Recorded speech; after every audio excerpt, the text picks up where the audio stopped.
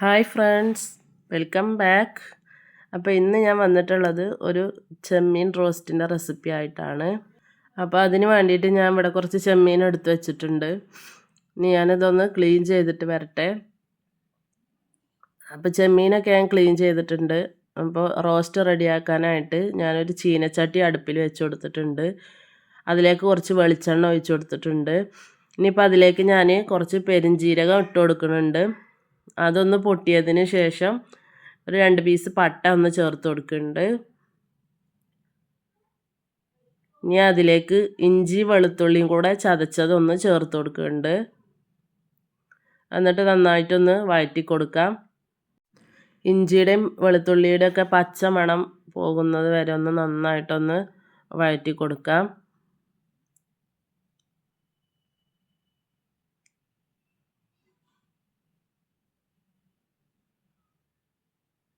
ഇപ്പം ഇഞ്ചിയും വെളുത്തുള്ളിയൊക്കെ ഒന്ന് മൂത്ത് വന്നിട്ടുണ്ട്. ഇനിയിപ്പോൾ അതിലേക്ക് ഞാനൊരു 2-3 പച്ചമുളക് ഒന്ന് ചേർത്ത് കൊടുക്കുന്നുണ്ട്.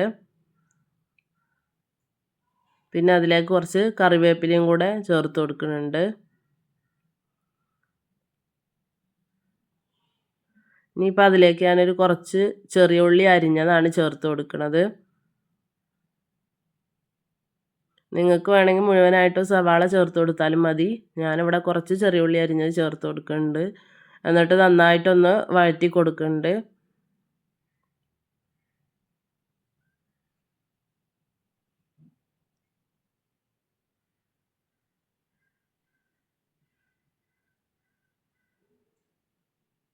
ഇനിയിപ്പോൾ ഞാനതിലേക്ക് അരിഞ്ഞു വെച്ചിട്ടുള്ള സവാള ഒന്ന് ചേർത്ത് കൊടുക്കുകയാണ്.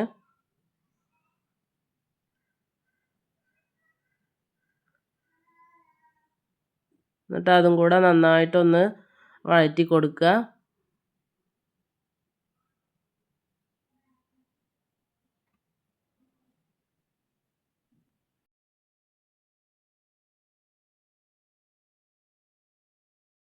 ഇനിയിപ്പോൾ ഇതിലേക്ക് ആവശ്യമായിട്ടുള്ള ഉപ്പൊന്ന് ചേർത്ത് കൊടുക്കാം. ഉപ്പ് ചേർത്ത് കൊടുത്തതിന് ശേഷം നന്നായിട്ടൊന്നും കൂടെ വഴറ്റി കൊടുക്കുക. സവാളയൊക്കെ നന്നായിട്ട് വഴണ്ടി വരുന്നത് വരെ ഒന്ന് വഴറ്റി കൊടുക്കുക. ഇപ്പോൾ അതാ സവാളയൊക്കെ നന്നായിട്ട് വാടി വന്നിട്ടുണ്ട്. ഇനിയിപ്പോൾ അതിലേക്ക് നമുക്ക് മസാലപ്പൊടികൾ ചേർത്ത് കൊടുക്കാം. അപ്പോൾ അതിലേക്ക് ഞാൻ കുറച്ച് മഞ്ഞൾപ്പൊടി ചേർത്ത് കൊടുക്കുന്നുണ്ട്.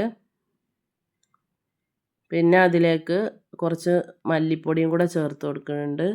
പിന്നെ എരിവിന് ആവശ്യമായിട്ടുള്ള മുളക് പൊടിയും കൂടെ ചേർത്ത് കൊടുക്കുന്നുണ്ട്. എന്നിട്ട് ഇതുപോലെ നന്നായിട്ടൊന്നും കൂടെ മിക്സ് ചെയ്ത് കൊടുക്കുക. ആ പൊടികളൊക്കെ ഒന്ന് മൂത്ത് വരുന്നത് വരെ നന്നായിട്ട് മിക്സ് ചെയ്ത് കൊടുക്കുക. തീ ഒന്ന് കുറച്ച് വെക്കുക. തീ കൂട്ടി വെച്ചാൽ പെട്ടെന്ന് മസാലപ്പൊടികളൊക്കെ ഒന്ന് കരിഞ്ഞു പോകും. അപ്പോൾ അതുകൊണ്ട് തീ കുറച്ച് വെച്ചിട്ട് നന്നായിട്ട് വഴറ്റി കൊടുക്കുക.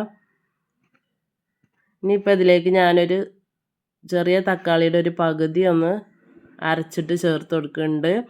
കട്ട് ചെയ്തിട്ട് ചേർത്ത് കൊടുത്താലും മതി. എന്നിട്ട് ഇതുപോലെ നന്നായിട്ട് വഴറ്റി കൊടുക്കുക. തക്കാളിയുടെ പച്ചമണമൊക്കെ ഒന്ന് പോണ വരെ നന്നായിട്ട് വഴറ്റി കൊടുക്കുക.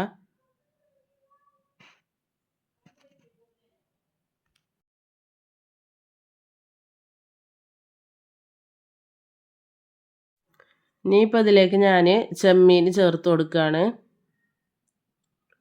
ചെമ്മീൻ ചേർത്ത് കൊടുത്തതിന് ശേഷം നന്നായിട്ടൊന്ന് മിക്സ് ചെയ്ത് കൊടുക്കുക.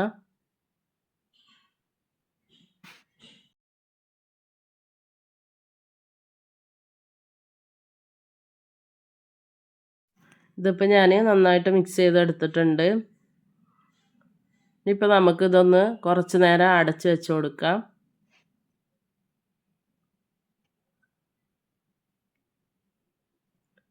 ഇപ്പോൾ ഞാനിതൊന്ന് തുറന്ന് നോക്കുന്നുണ്ട്.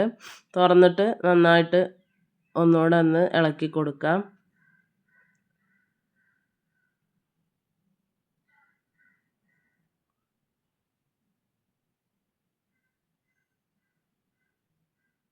ഇനിയിപ്പോൾ നമുക്കിതിലേക്ക് കുറച്ച് കുരുമുളക് പൊടി ചേർത്ത് കൊടുക്കാം.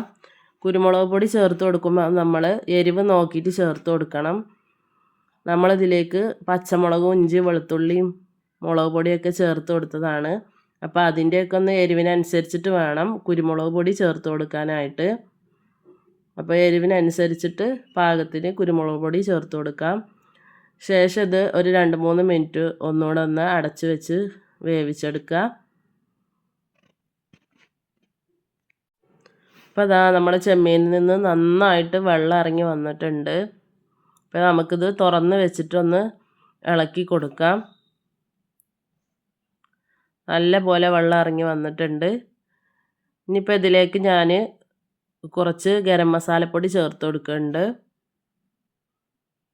ഗരം മസാലപ്പൊടി ചേർത്ത് കൊടുത്തതിന് ശേഷം നമുക്കൊന്നുകൂടെ ഒന്ന് മിക്സ് ചെയ്തിട്ടെടുക്കുക. ഇതുപോലെ നന്നായിട്ടൊന്ന് മിക്സ് ചെയ്ത് കൊടുക്കുക. അതിന് ശേഷം ഇപ്പം ഇതിലേക്ക് ഞാൻ കുറച്ച് കറിവേപ്പിലയും കൂടെ ചേർത്ത് കൊടുക്കുന്നുണ്ട്. എന്നിട്ട് ഒന്നുകൂടെ ഒന്ന് മിക്സ് ചെയ്തെടുക്കുക. തീ കുറച്ച് ഹൈ ഫ്ലെയിമിൽ വെച്ചിട്ട് ഇതുപോലെ ഒന്ന് വരട്ടിയെടുക്കുക.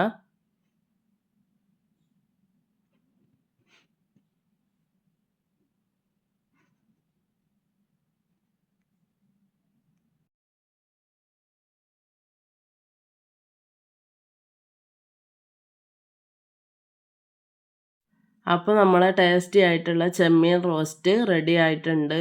ഇനിയിപ്പോൾ ഞാനിതൊരു വേറൊരു പാത്രത്തിലേക്ക് മാറ്റുകയാണ്. അപ്പോൾ ഇതുവരെ ഇതുപോലെ ചെമ്മീൻ റോസ്റ്റ് റെഡിയാക്കാത്തവരൊന്ന് ഉണ്ടാക്കി നോക്കുക. എന്നിട്ട് നിങ്ങളെ അഭിപ്രായങ്ങളൊന്ന് കമൻറ്റിൽ അറിയിക്കുക. വീഡിയോ ഇഷ്ടപ്പെട്ടാൽ ലൈക്ക് ചെയ്യുക. സബ്സ്ക്രൈബ് ചെയ്യാതെ കാണുന്ന കൂട്ടുകാരുണ്ടെങ്കിൽ ഒന്ന് സബ്സ്ക്രൈബും കൂടെ ചെയ്യുക. അപ്പോൾ അടുത്തൊരു വീഡിയോ ആയിട്ട് വരുന്നത് വരേക്കും ബൈ.